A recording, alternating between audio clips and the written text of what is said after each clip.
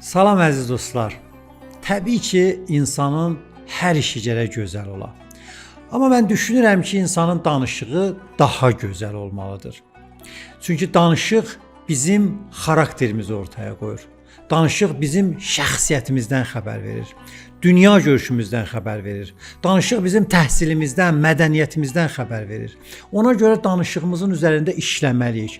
Bugün istəyirəm bu mövzuda danışam. Nə edək, necə edək, gözəl danışaq, təsirli danışaq, qəlblərə nüfuz edə bilək, insanlar bizi dinləsin. Bu haqda sizin üçün bugün maraqlı söhbətim olacaq.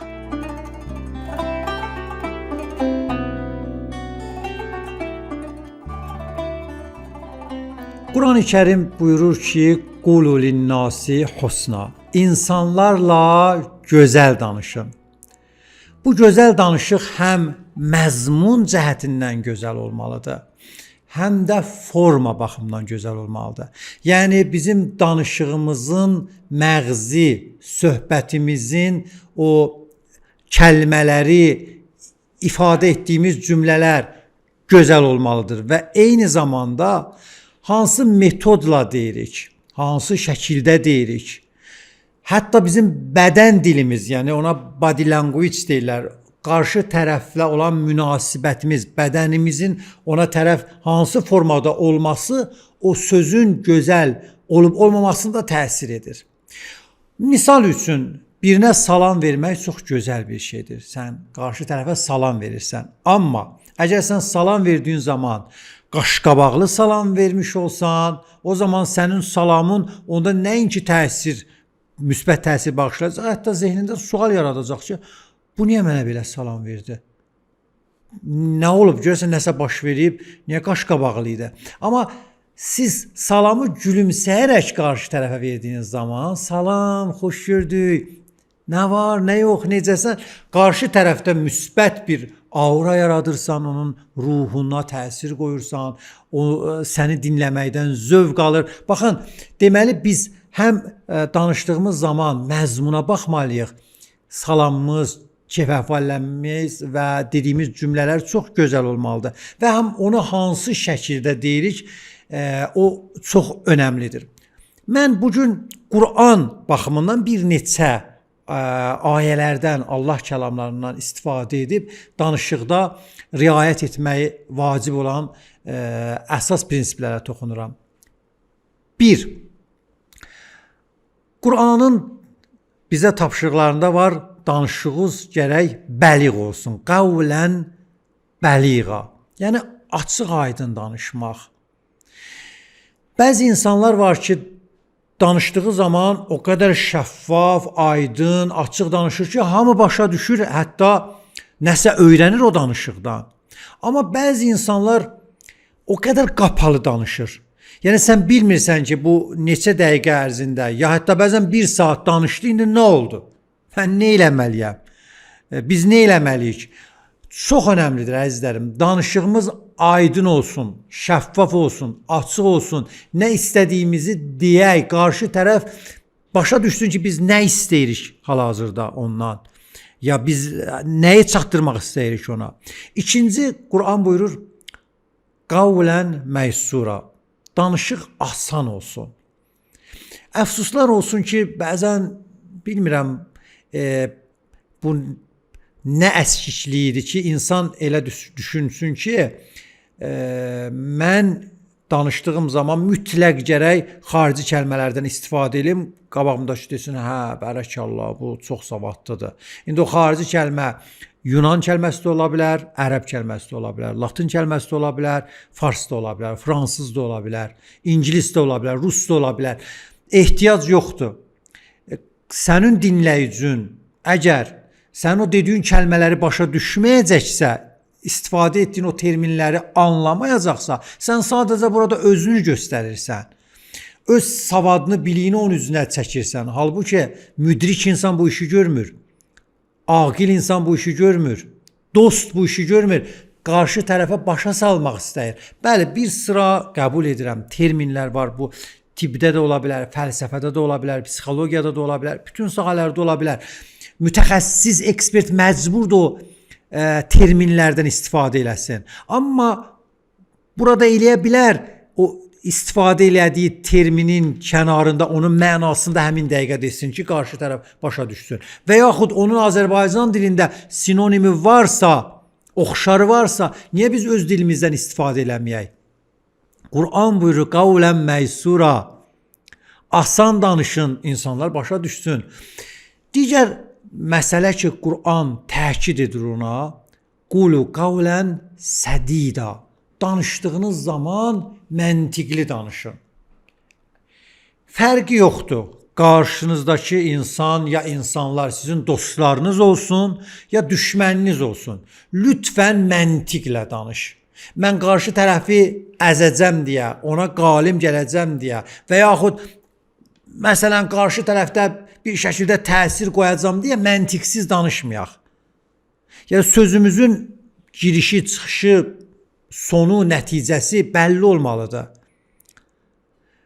Quran-ı Kərim hətta Peyğəmbərdən istəyir ki, ey Peyğəmbər, bu müxaliflərə denən ki, eybi yoxdur, sözləri varsa bürhan gətirsinlər, dəlil gətirsinlər. Qul hatu burhanakum, dəlilinizi gətirin, argumentinizi ortaya qoyun. Mən də öz sözümə dəlil gətirəcəm, siz də öz sözünüzə dəlil gətirirsiniz.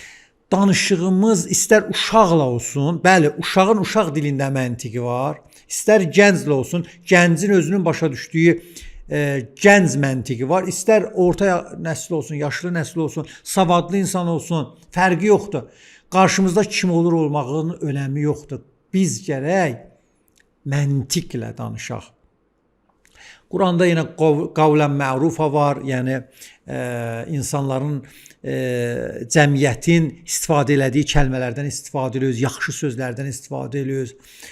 Qavlən ləyyinə var, mülayim danışıyoruz, yumuşaq danışıyoruz, çobud danışmıyoruz. Çünki çobud danışmaq sadəcə qəlb sındırır. Çobud danışmaq, mən güclüyəm, mənim haqqım var, mən istədiyimi deyə bilərəm, mənim üçün heç kim önəmli deyil. Bu deməkdir də, istəyirsən sən bunu deyəsən, yoxsa niyə çobud danışırsan ki? Halbuki sənin üçün mütləq önəmli olmalıdır qarşındakı insan. Sən kimsən ki, güya özün? Qarşındakı insan önəmli olmalıdır ki, o da sənə önəm versin. Danışıq məsələsində çox sözlər var. Mən sadəcə başqa bir məsələyə keçirəm bu danışıq mövzusunda. Biz insanlardan nəsə istədiyimiz zaman onlardan necə onu istəyək? Bunu önəmli bilirəm. Yəni, o da bir cümlələrlə ifadə olunur da. Məsələn, mən burada zehnimə gəldi 4 növ biz eləyə bilərik kimdənsə nəsə istəyək. Birinci, məsələn, evdə oturmuşam, istəyirəm, deyəm ki, mənə çay gətirsinlər. Eləyə bilərəm bu şəkildə deyəm. Oradan mənə çay gətir. Bəli, bu bir növ istəmək növüdür. Çox da yaxşı səslənmir. Oradan mənə çay gətir, heç də yaxşı səslənmir. İkinci növ istək,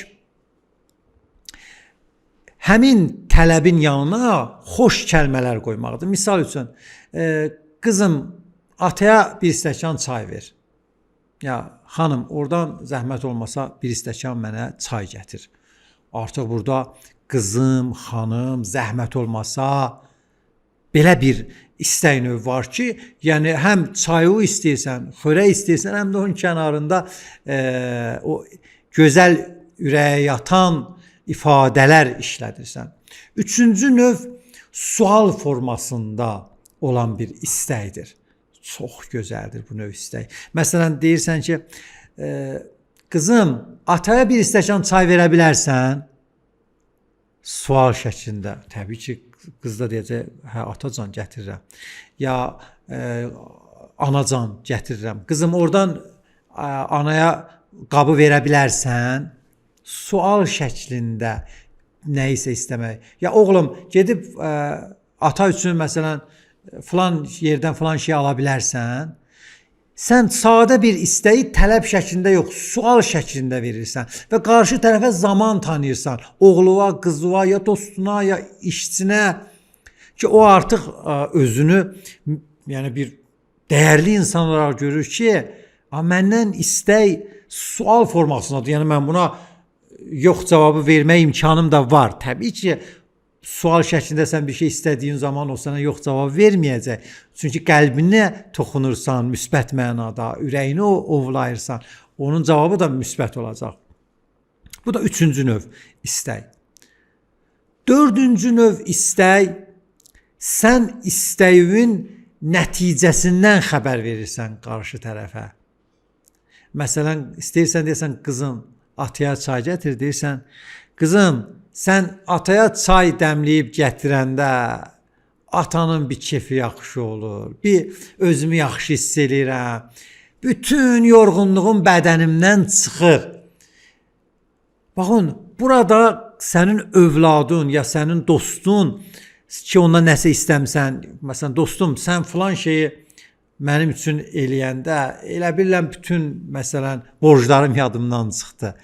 Sən o hissini qarşı tərəfə çatdırmış olursan. Eyni zamanda istəyi istəyirsən, amma son nəticəni, inanın ki, bunu eşidən insan, təbii ki, sən ona o hissi ki deyirsən, öz hissindən xəbər verirsən, sən mənə bu çayı gətirəndə, oğlum, sən ata üçün bu işi görəndə, ata özünü çox yaxşı hiss edir, ata qürur duyur, ata fəxr eləyir səndən, sən bu işi gördüyün zaman, həm istəyi istəyirsən, həm də o nəticəni deyirsən, o övladında, dostunda sonsuz, mükəmməl təsir qoyur. Baxın, necə sadə qaydalarla, fənlərlə eləyə bilər insanların qəlbində nüfuz eləyək, onların könüllərinə toxunmuş olaq müsbət mənada. Sadə şeylərdir. Onun üçün danışığımızı gözəlləşdirək, cümlə qurmağımızı gözəlləşdirək, ifadə formamızı gözəlləşdirək. Hətta müraciətlərimizi bəy, müəllim, xanım, qızım, oğlum, mənim dəyərlim, qarşımızdakı insanla münasibətə görə necə müraciət eləyəcək, onları gözəlləşdirdiyimiz zaman, incə şəkildə dediyimiz zaman, təsir edici formada çatdırdığımız zaman qarşı tərəfdə həm müsbət mənada təsir eləyəcək, həm nəticəmizi alacaq, həm də cəmiyyət tərəfindən, ailəmiz tərəfindən sevimli bir insana çevriləcək. Ümid edirəm bu söhbət sizlər üçün faydalı oldu. Allaha əmanət qalın.